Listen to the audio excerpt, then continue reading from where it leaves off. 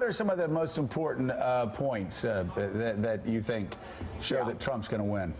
Well, first of all, an open seat is hard to win, so we don't have the sitting president running. The Democrats took a pasting in the midterms, always a bad sign. You've got a third party. Third parties are bad news for the party in power. You don't have the Obama administration matching anything like the Affordable Care Act in the second term. You don't have a big foreign policy triumph that the Democrats can campaign on, like getting rid of bin Laden. And in Hillary Clinton, you don't have a John F. Kennedy. So that's 6 factors. Wow, that was American University professor Alan Lichtman on Morning Joe back on September 26th, explaining his basis for predicting that Trump would win the election. He, of course, got it right, adding to his streak of correctly predicting the winner of every presidential election since 1984. And Professor Lichtman joins us again this morning with a new prediction outlined in his new book, The Case for Impeachment. I'm sorry, look at that. Just look at that cover. That is, just put the cover back up. That is liberal catnip. You can't tell me that any liberal can pass by that, Willie, and not by that book immediately. They should just start printing the bestseller list now. Put it, it's number one. That is number one right now. Okay, so before we get to that, Professor, I got to ask you, talk about how much abuse, and I'm serious, how much abuse did you get for predicting back in the fall that Donald Trump was going to get elected president when just about everybody else was saying he was going to lose? People were wondering, you know, if I got my degree from mail order back then, because I went so against the conventional wisdom. Right. But that's why I was able to be I know, but right. What about your professors? They didn't eat with you in the cafeteria. Oh, no, you know, I'm at American University, you know, in the heart of liberal Washington, D.C. Yeah. You know, nobody would talk to me. You know, they'd make signs when they saw me coming. Yeah. They'd protect themselves. And well, you've just described every day of my life for the past 54 years, but still, it was pretty remarkable. The prediction was remarkable. What is the worst abuse, the biggest insult you can remember from a colleague or somebody when you made that prediction? Well, I think the biggest insult was somebody suggesting, who are they hiring these days at American University? And I'm going to have to call the president to get rid of you. Yeah, that's pretty bad. Yeah, that's pretty bad. I have something called tenure, though. Yeah, you do have tenure. There you go. Not for long. Anyway. No. I'm joking.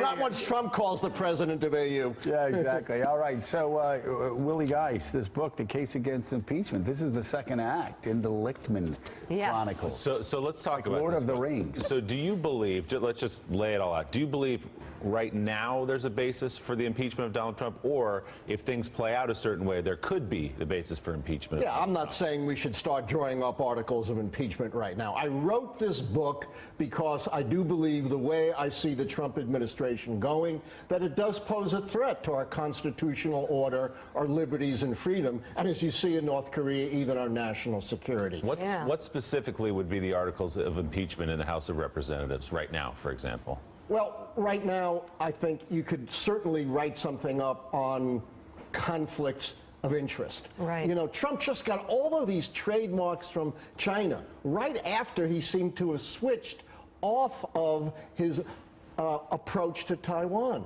By the way, one of them is for an escort service, and I just read that Ivanka Trump got a bunch of trademarks in China. And I also believe that the envoy from the Philippines to the United States is head of Trump Tower, Manila. And there is something called the Emoluments Clause of the Constitution. It's a funny term, but it says you can't receive anything if you're the president of value from a foreign power, and it doesn't require a quid pro quo. Trump's huge mistake that makes him so vulnerable to impeachment on this ground was not fully divesting. Yet he would have taken a hit to his fortune, but he still would have been a billionaire. We want to clean up. We want to clean up one part here, though, right? The escort service bit? Yeah, I don't think there's been a connection made there from the president. They were trying to use his name. It wasn't him. Okay. Right. Fair enough. But do you believe that these existing charges that you've just laid out, do you think that's there now? Like somebody could draw up an article of impeachment this afternoon in the House of Representatives? Or are you saying that if there's an investigation that shows a direct line on all these issues, then you bring it up? I think There's got to be more of an investigation. Okay. You can't draw up art comes out of these investigations. So this looks like this book. Yeah. We're Mark Alpern just looking through it. It looks like it's again looking at historical parallels, the characteristics and the traits that Donald Trump has compared to other presidents who've been impeached and ran into trouble subsequently. Well, as Professor points out, there's not a huge sample space here. We haven't had very many presidents impeached. Right. So parallels may not get you to the answer. I just want to clear up two things. One is, you mentioned your degree was not mail order. It was from Trump University, right? That's where your PhD is from? I paid him tens of thousands of dollars so I can get on programs like this. The case for impeachment, are you advocating impeachment or are you predicting it? Well, I'm not advocating impeachment right now. Right, but are you predicting that it's going to happen? I am predicting that it's very likely to happen, but if you notice, there's a chapter called The Way Out, in which I suggest Trump can change his ways and possibly avoid impeachment. I don't know if that is possible. But what I tried to do was write a guide for the American people, because impeachment will only happen if the American people demand it.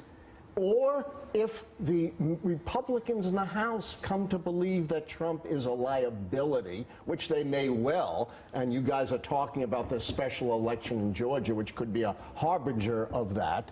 So if he becomes a liability, they may be willing to dump him before the 2018 midterms. And remember, Trump has no particularly strong relationships with Republicans in Congress, and they love Mike Pence. Yeah. And if Pence becomes president, guess what? Oh, my God. He appoints his vice president. And you could have the Republican dream team of Mike Pence and Paul Ryan. Think about that. Oh, my God. Yes, think about that. I'll probably go with the Easter Bunny, I would think. I think it's looking good these days. But that's why you got to go read the book. All right, Mark. So, what are the chances that a Republican-controlled Congress would actually impeach the president? I know you said they may want to separate, but there's one thing to politically separate. It's another to impeach the president and party. Wouldn't that plunge the Republican Party into huge controversy? Of course, but they're already into huge controversy. You've seen the recent polls with the plummeting standing of the Republicans in Congress, and a recent poll showing even a majority of Republicans no longer believe that Congress needs to go along with the Trump But most agenda. House members are in districts where the president's overwhelmingly popular. We'll see.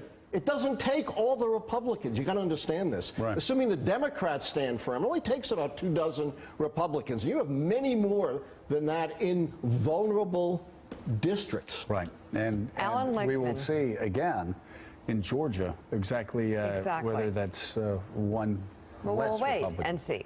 Right. Alan Lichtman, thank you very much. Thank you, Professor. Thank you. We'll see you again. The case for impeachment. My goodness. And you can read an excerpt on our website, morningjoe.msnbc.com.